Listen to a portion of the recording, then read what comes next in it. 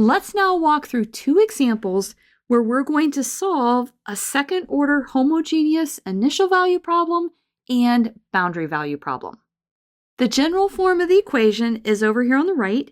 AY double prime plus BY prime plus CY is equal to 0. And I've also included in purple the 3 steps that we're going to follow. Let's look at our first example. It is y double prime plus 16y is equal to 0. And we're given the initial conditions. Y of 0 is equal to 2 and y prime of 0 is equal to minus 1. You could think of that as the initial displacement and the initial velocity. Our first step is to write the characteristic equation and solve it. The characteristic equation is m squared, that comes from the 2 derivatives, plus 16 is equal to 0. This gives m squared is equal to minus 16. This gives us m is equal to the square root of minus 16, which is equal to plus or minus 4i.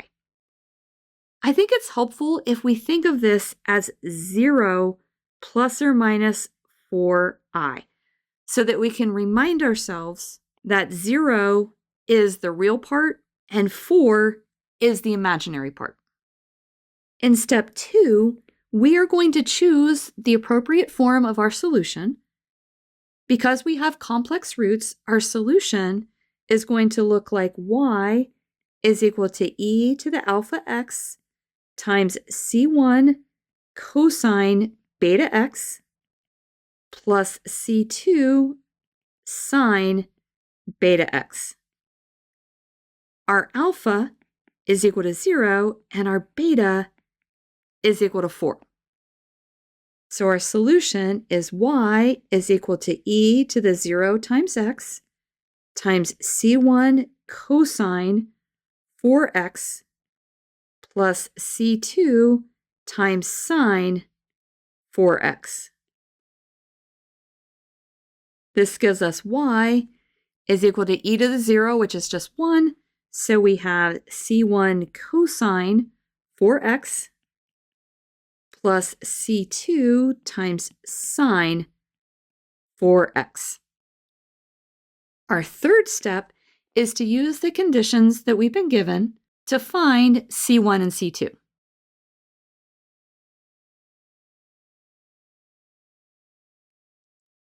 Let's start with the condition that y at 0 is equal to 2. This means that we're going to substitute in that x is 0 and y is 2. Looking right here, this gives us 2 is equal to c1 times cosine of 0 plus c2 times sine of 0. Cosine of 0 is 1, so we have 2 is equal to c1, and then sine of 0 is 0, so we just have c1 is equal to 2. I think it's helpful after you find one constant to go ahead and plug it back into your equation. So our equation now is y is equal to 2 cosine 4x plus c2 times sine 4x. Let's now look at our second condition. Let's go back up. It is right here. Y prime of 0 is equal to minus 1. What we're going to have to do is take the derivative, and that is going to be 2 times the derivative of cosine, which is minus sine 4x, times the derivative of what's inside, which is 4, plus c2 times the derivative of sine, which is cosine, of 4x, times the derivative of what's inside, which is 4. Let's now substitute in, from our initial condition, y prime of 0 is equal to negative 1, that x is equal to 0, and y prime is negative 1. On the left, we have negative 1, and then we have a minus 8 sine of 0 plus 4c2 cosine of 0. Sine of 0 is 0, so we just have minus 1 is equal to 4 times C2. This gives us that C2 is equal to minus 1/4. We can now write down our solution. It's y, and I'm looking right here, is equal to 2 cosine 4x minus 1/4 times sine of 4x.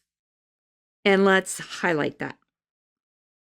This solution is called a sinusoidal function, and I've graphed it over here on the right. You can see that when x is 0, y is equal to 2, and then the slope at 0 is equal to -1. So our solution matches up with the initial conditions that we've been given. Let's now look at our second example. It is y double prime plus 8y prime plus 16y is equal to 0. And our boundary conditions are y of 0 is equal to 1 and y of 1 is equal to 0. Our first step is to write down the characteristic equation, and that is m squared plus 8m plus 16 is equal to 0. We can factor this as m plus 4 times m plus 4, and that's equal to 0. So we get that m is a repeated root minus 4 and minus 4. Our second step is to write down the solution based on the fact that we have two repeated roots. Our solution is y is equal to c1e to the mx plus c2 times x e to the mx. You just multiply by x when you have a repeated root. For our problem, the solution then is y is equal to c1e to the minus 4x plus c2 times x e to the minus 4x. In step 3, what we're going to do is we're going to find c1 and c2 using our boundary conditions. Let's use the first condition that y of 0 is equal to 1. So that tells us that x is equal to 0 and y is equal to 1. Let's plug that in. We get 1 is equal to c1 e to the 0 plus c2 times 0 times e to the 0. So this is nice. This just means that c1 is equal to 1. Let me highlight that. And let's go ahead and let's plug that into our equation. So we have y is equal to 1 times e to the minus 4x plus c2 times x e to the minus 4x. Now we're going to use our second boundary condition, and that is y at 1 is equal to 0. So this tells us that x is equal to 1 and y is equal to 0. Let's plug that in. We get 0 is equal to e to the minus 4 plus c2 times 1 times e to the minus 4.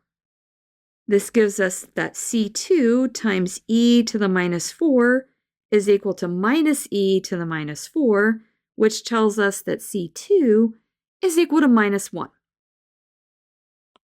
Now we can write down the general form of our solution.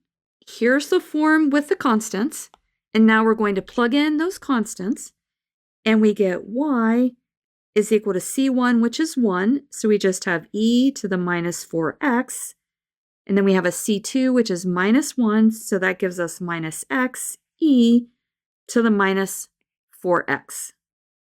And let's go ahead and let's pull out an e to the minus 4x, so we have 1 minus x times e to the minus 4x. And that's our final solution. This solution is a decaying exponential function, and I've graphed it over here on the left. And you can see that the solution passes through the boundary points y of 0 is equal to 1 and y of 1 is equal to 0. If this video has been helpful to you, please consider subscribing to my channel. Keep believing in yourself and have a great rest of your day.